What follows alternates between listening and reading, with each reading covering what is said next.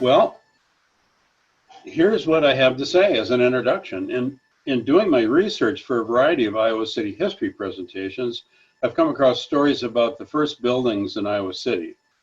Most of these are gone, but we have many that have survived. For example, there were certainly some log cabins right away and some crude structures that are long gone. It's not uncommon in the New England states to find 1700s and 1600 structures, but Iowa City wasn't established until 1839. I have identified 28 buildings that were probably built in the 1840s and 1850s that are still standing in Iowa City. And it should come as no surprise that most of them are within the original city limits. In fact, only 8 of these 28 are not in the original city. Many of them have undergone internal renovations and have acquired additions, but a good many have retained their original exteriors.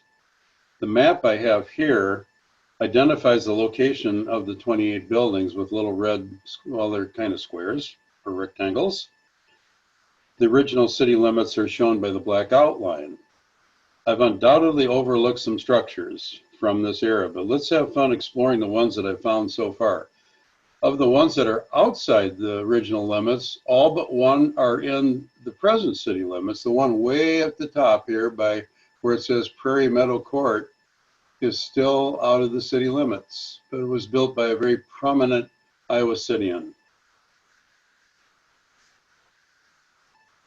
So to begin our tour, this house was built at the north boundary of the original Iowa City plat and has been referred to as the earliest hotel in Iowa City.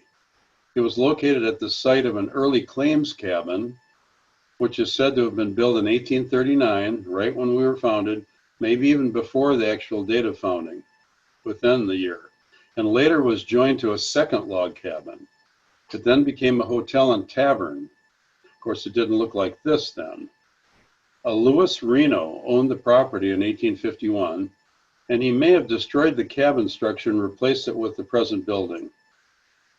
But there may be some remnants. Apparently, the house was declared a dangerous building and ordered demolished in early 1972. The owner tried to phone Max Yoakum, that's a name known to many of our residents who've been here a long time, tried to phone Max Yoakum to tear down the house, just to say, go ahead, but he couldn't reach Yoakum. Meanwhile, on that same day, John Sayles called the owner to say he was interested in buying the house. Well, it was sold to Sayles, and he and his brother obtained a building permit to restore the home. And according to the Sayles brothers, the basement walls of the present structure, which looks much like this is a little older picture, are the walls of the original log cabin. And they are made of rubble and are 24 inches thick. Also, the original log cabin beams in the basement are hand-hewn oak, 8 by 8 inches. Here's the house as seen today.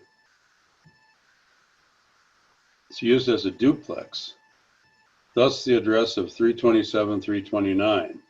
So this structure may be, at least in part, the oldest surviving dwelling in Iowa City. The old Capitol, work on which was begun in 1840, will not be discussed today. This building holds enough history to make for a 1-hour presentation by itself. In fact, I've got it up to about an hour and a half. Now this you may or may not recognize from this picture, but it's probably the oldest extant structure built as a home within the present Iowa City limits, not the original. I'll repeat that. Probably the oldest extant structure built as a home within the present Iowa City limits.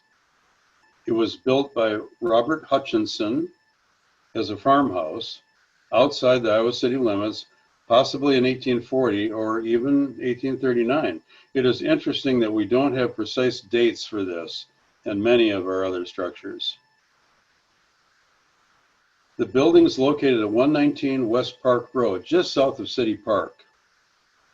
Hutchinson owned 157 acres of adjacent land, which later became Manville Heights. A street within the Heights is named for him. This house was built of limestone that was quarried from the area of City Park near Holt Avenue. The limestone blocks that were used are said to be rejects or leftovers from the old Capitol project, when the old Capitol builders decided to complete that building with sandstone. Originally, the house was a one-story building with 26-inch thick walls in the basement, 2 feet plus, and walls about 18 to 20 inches thick at the first floor windowsill level. A professor of the UI, Ernest Kuhl, bought the home in 1927 and raised the roof 6 feet and added dormers and windows. Margaret Keyes wrote, apparently the original house was heated by iron stoves in each room because there were no fireplaces. The University of Iowa bought the house in 1977 and spent almost $90,000 on renovations. In 1988, the University of Iowa Press moved into the building. I'm sure many of you recognize this building. Now here's a building that's been in the papers recently. In 1842, Frederick Sanxay purchased the land on which this house at 109 East Market Street stands. We think it dates to 1843, which makes it likely the oldest remaining house within Iowa City's original city limits. And members of the Sanxay family owned the home until 1920, save for a few years in the 1870s. University of Iowa President Eugene Gilmore, we know of Gilmore Hall, bought the house in 1946 and used it as a residence. Later, the property was bought by Gloria Dei Lutheran Church, which you can see just on the left there, just east of the home, and it was used as a Lutheran campus ministry meeting place. In July of 2018, the church sold the building to the University of Iowa, and later the Board of Regents gave the university permission to demolish it. Plans are afloat, however, to move the house to a nearby location, a very costly endeavor, perhaps reaching upwards of $700,000. Earlier this year, the university agreed to move it. Many of you have visited Plum Grove. Plum Grove was built in 1844 by Robert Lucas and his wife Friendly Lucas. Friendly Avenue in Iowa City is named for her. It's situated just south of Kirkwood Avenue at the end of Carroll Street. Robert Lucas was Iowa's first territorial governor. The name Plum Grove derives from a thicket of plum trees that once surrounded the home. Each room in the house was heated by its own fireplace, and the kitchen was heated by an open hearth. Robert lived there until his death in 1853. And 13 years later, Friendly sold the house to Walter and Louisa Hoyt, who had been active in the abolitionist movement. Their oldest daughter married into the influential and wealthy Finkbein family, a name known to us in Iowa City. In 1883, Plum Grove was sold to Jacob Switzer, and after he died in 1914, his wife converted the home into a boarding house. In 1923, Morgan Davis bought the home and continued to rent it out. The Davises were impoverished, and their produce garden at Plum Grove provided for a large portion of their income. William Hughes bought the home in 1925, after which an extensive renovation occurred, including the demolition of the additions and outbuildings. In 1946, Plum Grove was purchased by the state legislature as a historic landmark and turned it over to the Conservation Commission that year when it was open for public tours. So it's been open for a long time. Today, Plum Grove sits on 4 acres. A $76,000 renovation called a stabilization project took place in 1976. The rooms were restored to as they may have looked during the 1844 to 1853 period that Governor Lucas lived there.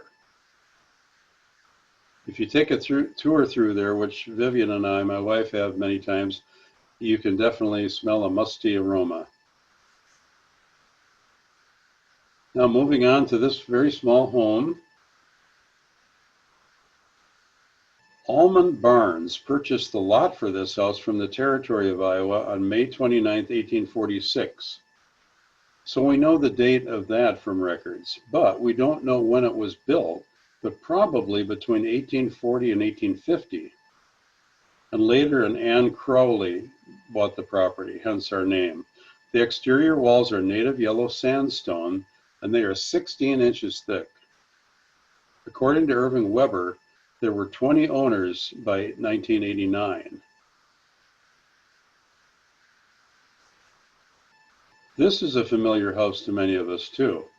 This is a home from 1845 to 1850, built by a William Windrum, who was employed as a carpenter on the old Capitol building when he arrived here in 1842.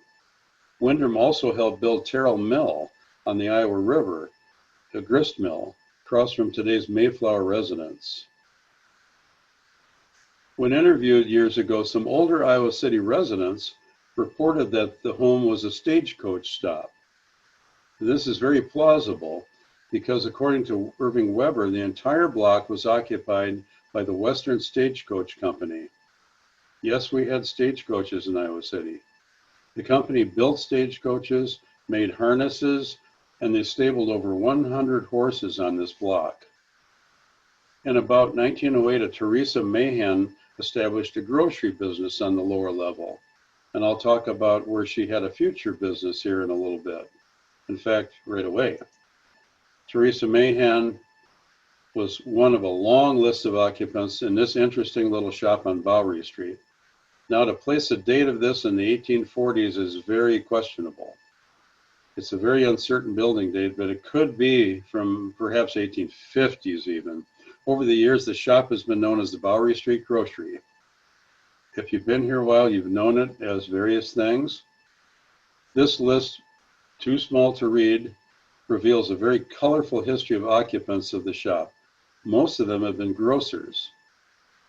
A friend of mine, many of you know him from the center, Damian Pieper, told me that it was run by some quote-unquote hippies for a time in about 1971, perhaps as the Bowery General Store.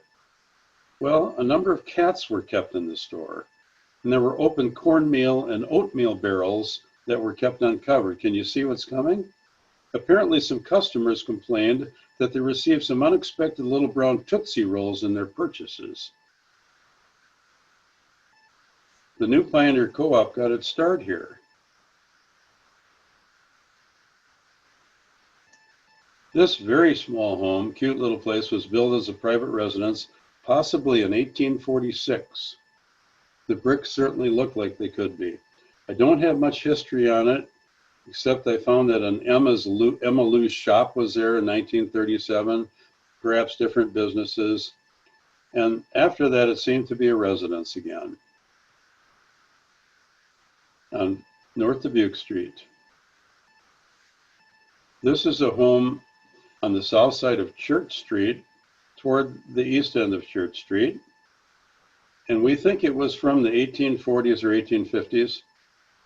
It was believed to be the first CSPS meeting hall for the Czechoslovakian community in Iowa City. I don't have any other history on it. Another familiar building to many of us. In 1847, a German native, Jacob Wentz, bought the property on which this house stands. Margaret Keyes described the building as a random ashlar yellow-brown sandstone house that exemplifies the Greek Revival style. It's now occupied by the Haunted Bookshop, which had moved from nearby, and just before another bookstore, Murphy Brookfield, had a long run there. Many historic buildings in Iowa City display these nice markers. Here is a true Iowa City landmark. Wish I had a little brighter picture of it. It has housed a number of different businesses, including at least 5 groceries. John Alberhasky began the current business in 1948, after it was 100 years old, and it is still run by the Alberhasky family. It is the only mom and pop grocery still in existence in Iowa City when we had so very many of them back in even up into the 1950s. If any of you go back to the 1930s and 40s, you may recognize one of these earlier grocers.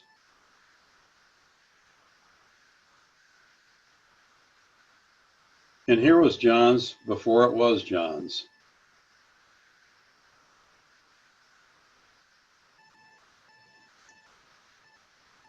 Now this is a house on East Davenport Street, getting pretty close to Hickory Hill Park. This is the house that Frederick Macy Irish built, possibly as early as 1849. It sat on 29 acres of land east of the Iowa city limits, quite a bit east of the limits. The property and house became known as Rose Hill, named according to Weber because of the profusion of wild roses that once grew on the hill. So who was this Captain Irish? He liked to be known as Captain. He was born in New York State. He went to sea as a young man, perhaps as a whaler, hence the name Captain Irish. He traveled to the newly formed Iowa Territory and found out about the new capital city to be, and then joined in with Chauncey Swan, one of the 3 commissioners who were appointed to select the site for the capital. It is believed that Irish first built a log cabin nearby, probably in 1840. Rose Hill stayed in the Irish family until the 1960s. Captain Irish's granddaughter Jane, a spinster, was the last descendant to reside there. Jane was trapped in the house on November 22nd of 1950 when fire broke out, but was rescued, uninjured, but with the home badly damaged. The fire may have been started by a kerosene lamp because several lamps were burning when firemen arrived. The home had no electricity. Jane passed away in 1963, and the entire 29 acres of property came up for sale. As the home was left vacant, it was broken into and ransacked. In September of 1964, a group of over 120 persons met in the city council chambers for an informational meeting on Rose Hill. Almost all of them were in favor of the city buying the property and developing it into a park. However, the city council reached an informal decision to give way to Mercy Hospital for them to buy the property. They had planned to construct a new hospital there, abandoning the one where they are now. Well, Mercy did not buy the property. The house was scheduled for demolition, but was saved and restored to this condition as seen today, now a private residence. And here's a back view of the restored home.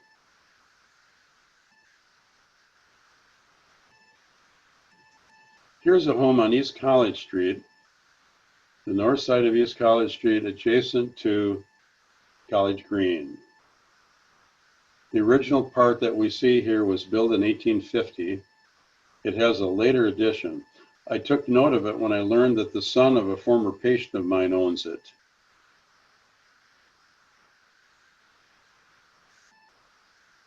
This is the Horak Henry Linder home, which was built in 1852, the portion on the right, the tall portion, built in 1852. It has had at least one addition. The large north wing that's on our left was added about 1875. Ownership passed to the Horak family in the late 1870s, and they were there for nearly 60 years until in 1939, the Henry Linder family bought the property. The Horaks had 3 children, 2 males who became professors, and a daughter, Bertha, who married Benjamin Shambaugh, head of the State Historical Society, a professor here and a writer of Iowa City history.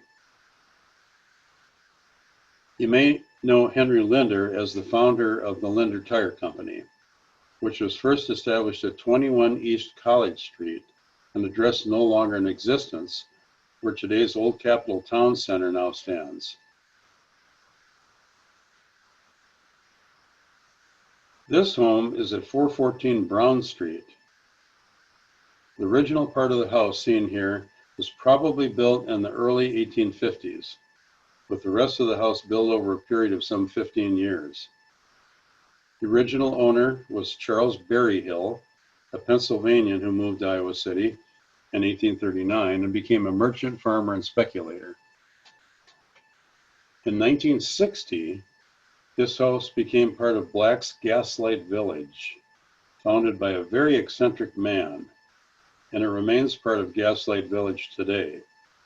Gaslight Village makes for a whole story of its own, and I speak about it at length in my Brown Street Historical District presentation.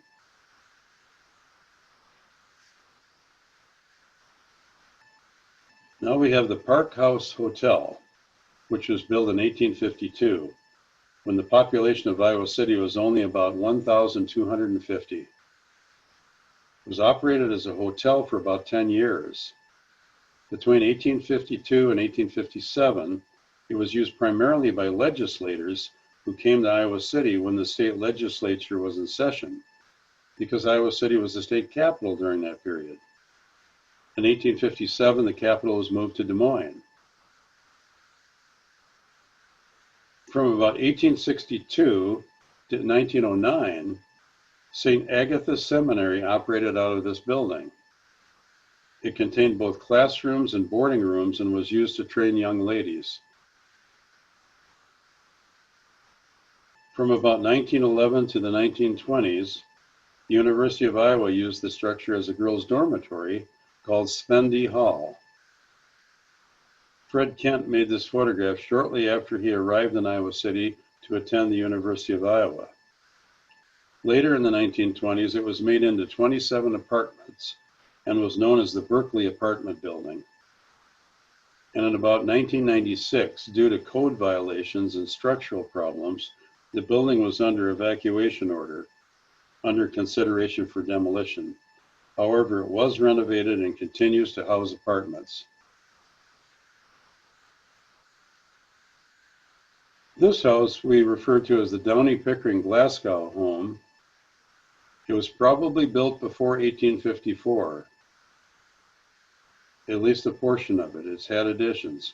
Bob Hibbs, in fact, described the date as 1844, whereas Weber gave 1854. An 1854 map of Iowa City shows a lithograph of the home. It's located high on a hill and was built for Hugh Downey, a pioneer attorney, real estate agent, and a partner in Iowa City's first banking firm.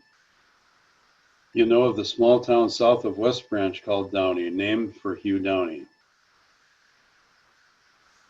The late Bruce and Florence Glasgow owned the house from about 1960 until 2006. It's at the very end of Johnson Street. You have to cross Brown and go up there, so it's kind of not hidden, but rather secluded. You might remember one of their sons, Dan, who ran Dan's Shortstop across from the Regina schools. Dan once told me that they said it would never be a go when he built the convenience store and gas station there. He was a worker at Hy-Vee nearby before that, but it went very well. Also, Florence Glasgow was a realtor, owner of Duncan Matheson in Glasgow. And the father, Bruce, once worked for Howard Moffett, the fellow who built over 100 eclectic homes in Iowa City. And I believe Bruce was later associated with Boyd and Rummelhard, perhaps as their bookkeeper. And he also owned a lot of properties. This is the Nicking House. This house was built in about 1854 by Henry Nicking. It stands just north, across the street, and a little east of John's Grocery. The exterior is sandstone. The house has no windows on its east and west sides. Today, I believe it contains apartments. During the 1930s, 40s, and 50s, the building also housed Gardner's Food Market and Joe's Grocery. Later in the 1960s, it was occupied by a publishing firm called Cernall Incorporated and by a new office of Manpower Incorporated.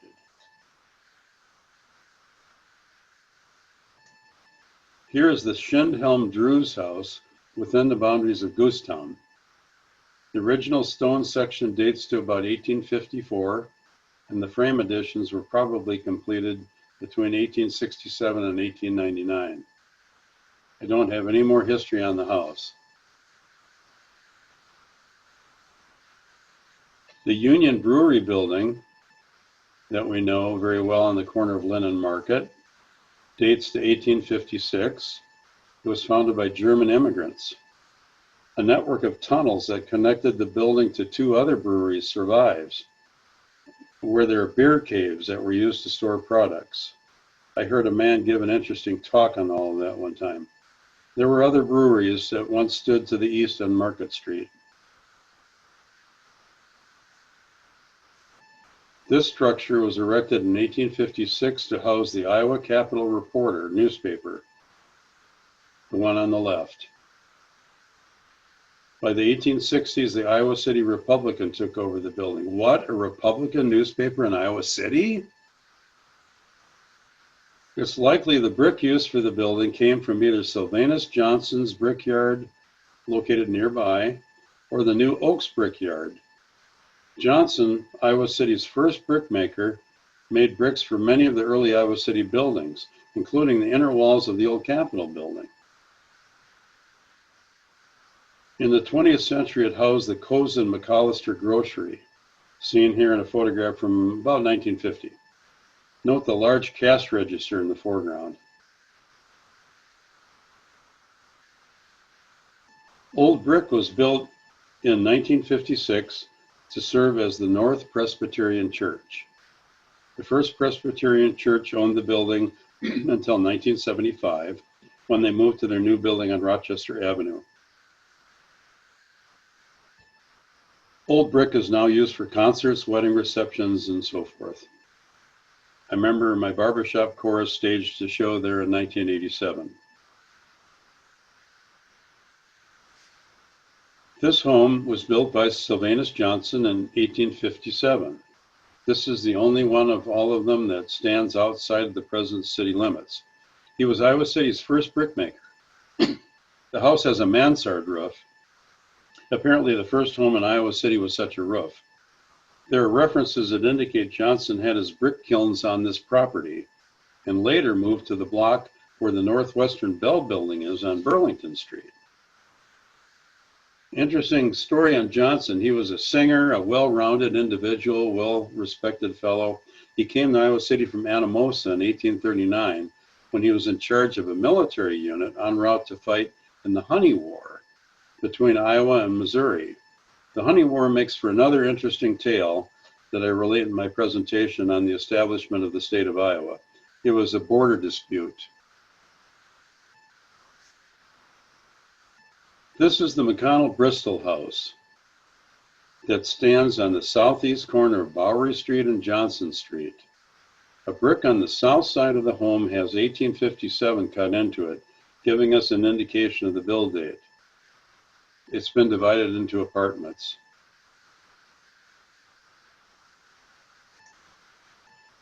This home, many of you may recognize on North Clinton Street, not too far from the President's house, was built by a Peter Day, who built the house for his bride from New York. The Days made it their home for the rest of their lives. Also, their two sons and their wives lived there all of their lives. Day was the chief engineer for the Union Pacific Railroad, a railroad commissioner for the state of Iowa, and a two-time president of the First National Bank of Iowa City. Also, according to Weber, Day helped build the railroad to Iowa City when it came here in 1856.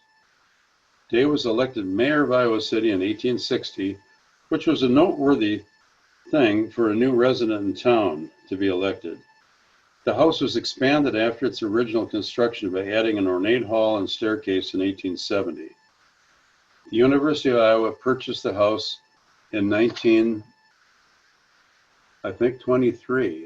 My printer didn't quite, I think 23. At first it was used as an all-girls dormitory, and in 1950 it became office space for the Institute of Public Affairs. In 1997, the University of Iowa moved the writers program, the writers workshop, into this house. They have built an adjacent library to it, to the north, attached, I believe. Now we have a clapboard home. In other words, wood slats, like we see in many of today's homes. It's on the northeast corner of Pearl Street and College Street. It's just east of Muscatine Avenue. It was probably built as a farmhouse since it's located several blocks east of the original boundaries of the town. I think because it does not have a brick or stone exterior and in the shape it's in, it belies its build date, which is believed to be 1858. It's located on College Street, 1 block east of Muscatine Avenue. The Schump family lived here for many years, followed by a number of families, including the Kent-Angerer family, who later moved right across the street to the large residence on Muscatine Avenue, the one that has the piano sculpture in the front yard. Here's the last home on our tour. This house dates to 1858 and has been beautifully preserved as seen today. It's on Court Street, about halfway between Summit Street and Muscatine Avenue. It was built for Nicholas Oakes, who came to Iowa City in 1856 and established his brickmaking business here. He was the second brickmaker in Iowa City, following Sylvanus Johnson, whom I spoke of in reference to his Prairie du Chien Road home. Many know this as the Grant Wood home. The famous painter of American Gothic lived here for about the last 7 years of his life. Wood lived from 1891 to 1942, dying at the age of 50 of pancreatic cancer. He was born near Anamosa, Iowa, lived in Cedar Rapids, and finally here in Court Street. A friend of mine mowed Wood's grass for a time. Upon Grant Wood's death, his sister, Dr. Pauline Moore, and her husband became the owners. Dr. Moore rented the property's carriage house to attorney Jim Hayes, and later asked Hayes to buy the entire property, which he did in 1975. This is the largest photo of Jim Hayes that I could find. Hayes has done considerable work on the home, including, I was told, the purchase of a home that was due west, which he had demolished to increase the size of his grounds. Hayes also owns a number of adjacent properties on Burlington Street and has established the Grant Wood Art Colony, which he will pass on to the University of Iowa. My wife and I were part of a nice tour of the main house along with the university group. So in summary, I've tried to relate the homes to well-known Iowa City figures and Iowa City history. In some cases, I have uncovered very little in regard to the history of the homes. I hope you've enjoyed the tour. I've undoubtedly missed some buildings, so I would welcome any comments in that regard. I think we're fortunate to have preserved as many of these classic homes as we have.